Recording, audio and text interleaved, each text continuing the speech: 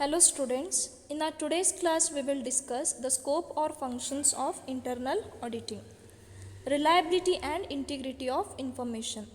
The internal auditor should review the reliability and integrity of financial and operating information and examine the effectiveness of the means used to identify, measure, classify and to report such information. Okay, so the internal auditor not only checks the financial statements but also the operating information also. Okay, that is, it might be of information related to any department, so he checks each and everything. Okay, it might be the operational activity, it might be the compliance department, it might be any other department, management, accounting department. Okay, so he checks each and every activity and he checks as per the standard set. Okay, so there will be certain criteria, there are certain standards set for each and every department. Okay, so while checking, he checks whether the goals are being achieved or no, whether the objectives are achieved, whether the standards are achieved. Okay, whether it is up to standards or whether it is less or more. Okay, so accordingly he checks it and reports it to the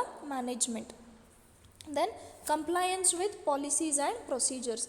The systems and procedures also have considerable impact on the operation of the business enterprise. So what kind of system you are following, what are the procedures that are followed by you in the organization, that has a greater impact on your enterprise. Okay, suppose if you are following a good system, okay, suppose if your organization structure is good, if your rules policies are good, okay, at that time your activities will fall in line. Okay, so the internal auditor should find the effectiveness and impact of such system and report. Okay, so here please make it no. Okay, the internal auditor should know, not gauge. Okay, so I am sorry. So effectiveness and impact of such systems and report thereon. Okay, so compliance with policies. So whatever policies are there in the organization, whether they are effective or no, whether they are followed or no. Okay, there might be certain rules, regulation, laws, whether they are followed in the company or no. So he has to check it and he has to report it to the management or the board of directors. Okay, so here compliance is nothing but various rules, regulations and all. Then safeguarding the asset. So he has to review the existing system for safeguarding the asset and if necessary should verify the existence of such asset. Okay, so the internal auditor, what he has to do, he has to check the assets. Okay, whether they are physically available or just dummy figures are shown in the statements. Okay, he has to check, say for example inventory. Okay, so in the financial statement, in the day-to-day accounts, they have written inventory as say 5 lakh. Okay, but in reality inventory is of rupees 1 lakh only. Okay, that is in the godown suppose. Okay, at that time he has to check it, he has to verify it physically. Okay, maybe other assets also, so he has to verify it. Okay, whether they are existing or simply whether they have written dummy figures in the financial statements. Then economical and efficient use of resources. The internal auditor should also appraise the economy and efficiency with which the resources are employed. Okay, so what he has to make, he has to make the examination and inquiry. Okay, so he has to check out whether the resources whatever are available in the organization, whether they are used economically and efficiently. Okay, that is making the best use of those resources and with minimum cost. Okay, so here what he checks is, he checks certain activities such as underutilization of capacity. Okay, say suppose there is a machinery, okay, in a organization, in a factory, so its capacity is 300 units per hour. Okay, but in actual, okay, in actual working the workers are producing only 150 units. Okay, that is 50% of the actual capacity. So if the internal auditor finds it out, he suggests the management to use that particular machinery very efficiently. Okay, so now how to use that machinery efficiently is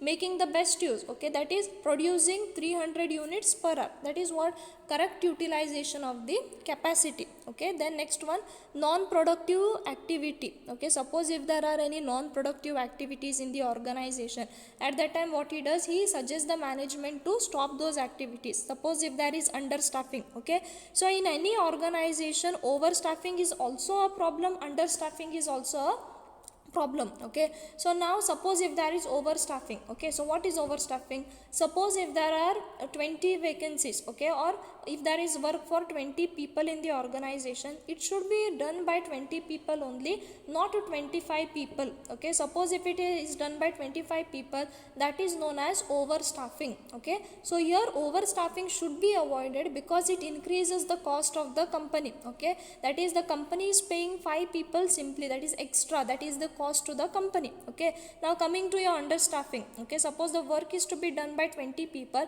and if only 15 people are doing, okay, that means what? It is a burden to the existing workers, it leads to fatigue to the workers. Okay, so at that time also it is not good for the company. In such cases, the auditor gives the suggestions to make the effective and efficient use of the resources.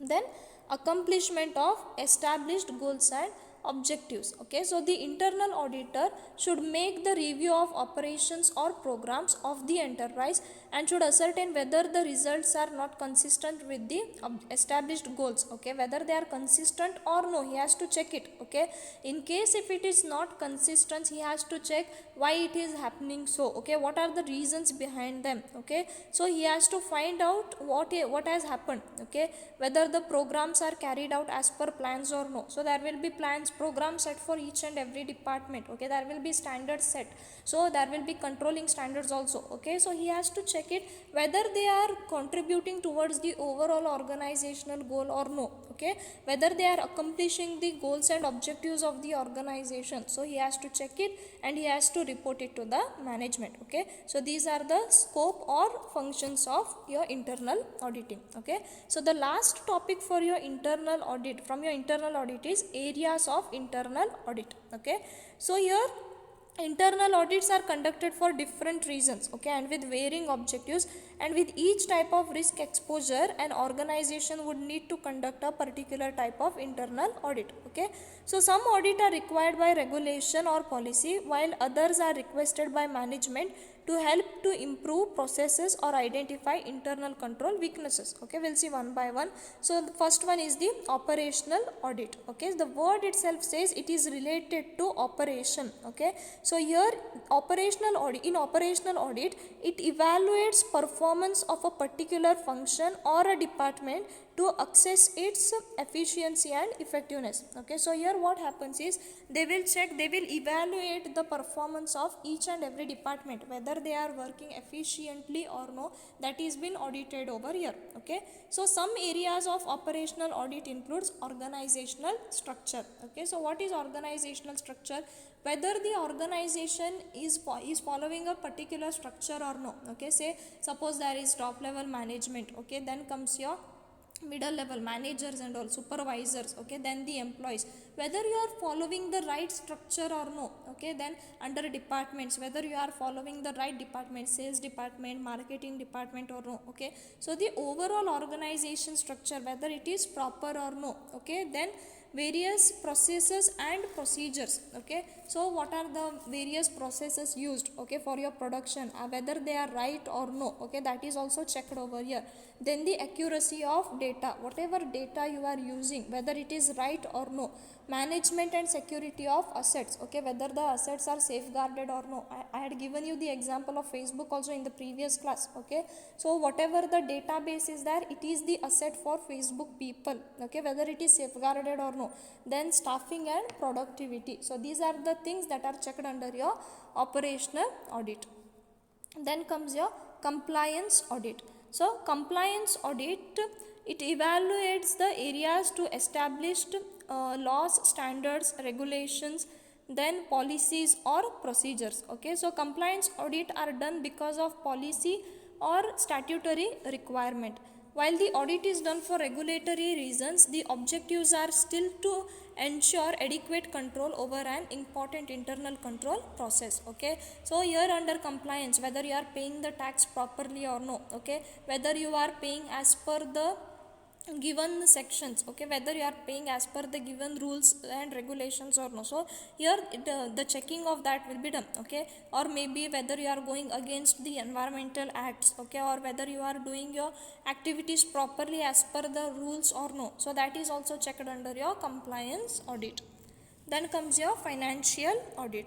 So financial audit is historically oriented. So independent evaluation performed for the purpose of attesting to the fairness, accuracy and reliability of financial data. Okay, so whether your financial data are they reliable or no, whether you are maintaining the right system or no, whether you are following the accounting policies, procedures, standards, okay, whether you are following or no, whether you are following gap principles or no. Okay, so here everything will be checked out. Okay, activity of each department will be checked. Okay, and it will be reflected in appropriate financial report. So once when it is checked, it will be shown in the financial reports.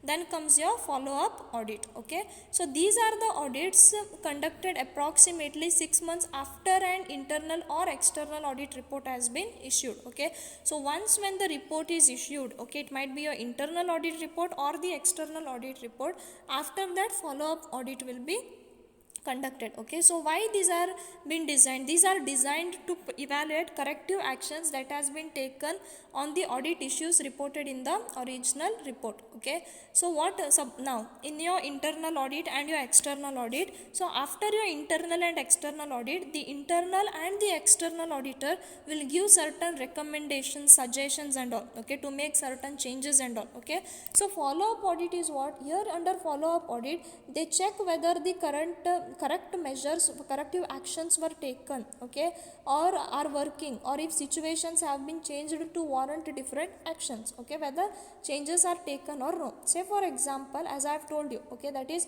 underutilization of capacity. Suppose in the report if it is mentioned that the capacity is, that the machinery is not used properly, okay, say the capacity was 300 units but the actual working is 150 units, and the report, in the report the auditor has mentioned, okay, saying that the machinery has to be utilized to its full extent, that is for per hour they have to manufacture 300 units. Okay, so in follow up audit what they will do, they will check it. Okay, now whether in the production department they are producing 300 units or whether they are following the older style only, whether they are producing 150 units only. Okay, so that will be checked under your follow up audit.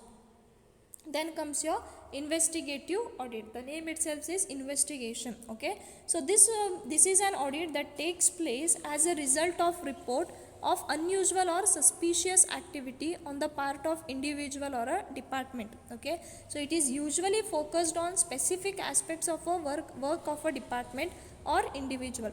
So investigations are conducted to determine the extent of loss, assess weaknesses in controls and make recommendations for corrective actions. Okay, suppose if there is any loss, suspicious activity in the department, okay, and because of that there is loss incurred for the organization, at that time what this investigative audit finds out. Okay, so what is the extent of loss because of that particular person or because of that particular department. Okay, and then they will take the corrective actions. Okay, and not only take corrective actions, before that they give recommendations for corrective actions. Then comes your IT audit. Okay, so an information technology audit evaluates controls relating to institutions automated information processing system. Okay, so the information technology audit functions develops audit programs to access, evaluate and make recommendation to management regarding the adequacy of internal control